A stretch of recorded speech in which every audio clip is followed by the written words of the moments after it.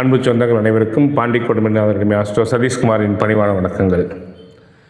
நண்பர்களே, நம்ம எல்லாருக்கும் வெற்றி பெறணும், அடுத்த கட்டத்தை நோக்கி பயணிக்கணும் அப்படிங்கிற எண்ணம் கட்டாயம் இருக்கும் அல்லவா? நம்ம வாழ்க்கையில் ஒரு நிலையில் இருக்கிறோம், இன்னொரு கட்டத்தை, அடுத்த வெற்றியை, அடுத்த கட்டத்தை நோக்கி நம்ம எப்படி பயணிக்கிறது, அடுத்த நிலைக்கு நம்மளோட குடும்பத்தை கொண்டு செல்லணும், இதுதான் நம்மளுடைய எதிர்பார்ப்பாக இருக்கும். எல்லாருடைய எதிர்பார்ப்பு தானே. அதுக்கு என்ன செய்யணும் சொல்லுங்கள்?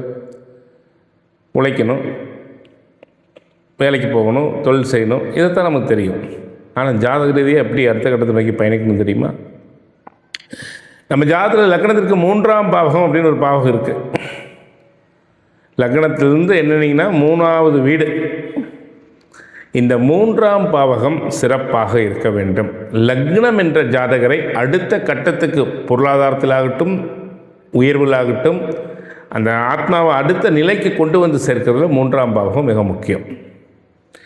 இந்த 3ஆம் பாவகம் எல்லாருக்குமே என்ன செய்யறது, நம்ம உடம்புல காற்றுடம்புன்னு பேர், பிராண சரீரம்னு பேர். அது என்ன காற்றுடம்பு? நம்முடைய செயல் பூரம் காற்றால் தான் நடக்குது. காற்றில் நம்ம ஆளே இல்லை, க்ளோஸ். புரியுதுங்களா? அப்போது இந்த 3ஆம் பாவகாதிபதி ஒரு ஜாதகத்தில் நல்லா இருக்கணும், கிடக்கூடாது. 3ஆம் பாவகத்தில் லக்னாதிபதியை போய் வந்தால் ரொம்ப சிறப்பு. புரியுதுங்களா? உங்களுக்கு யோகம் செய்யக்கூடிய கிரகம் 3ஆம் இடத்துல இருந்ததுன்னா ரொம்ப ரொம்ப சிறப்பு. அதனால தான் அதை ஜெய ஜென்மஸ்தானத்தில், வெற்றி ஸ்தானத்தில் முதல் ஸ்தானமாக வச்சான். 9ஆம் பாவகம் கொடுக்கக்கூடிய பாக்கியம் அனைத்தையும் பெற்று நீங்கள் செயல்படணும் அப்படின்னா 3ஆம் பாவகம் தான் செயல்பட வைக்குது. 9ஆம் பாவகம் நேர் எதிர்பாவகம், 3ஆம் பாவகத்துக்கு எதிர்பாவகம். புரியுதுங்களா? 3ஆம் இடத்துக்கு நேர் 180 டிகிரியில் யார் இருக்கிறா? 9ஆம் பாவகம் இருக்குது. அப்போ இறைவன் கொடுக்கின்ற ஆற்றல், 9ஆம் பாகம் இறையர்கள் கொடுக்கின்ற ஆற்றலை பெற்று செயல்படுறது நாம் தான் செயல்படணும். எந்த ஒரு விஷயம் நாம் தான் செயல்படணும். அதனால தான் ராமாயணத்தில் ராமபிரான் தான்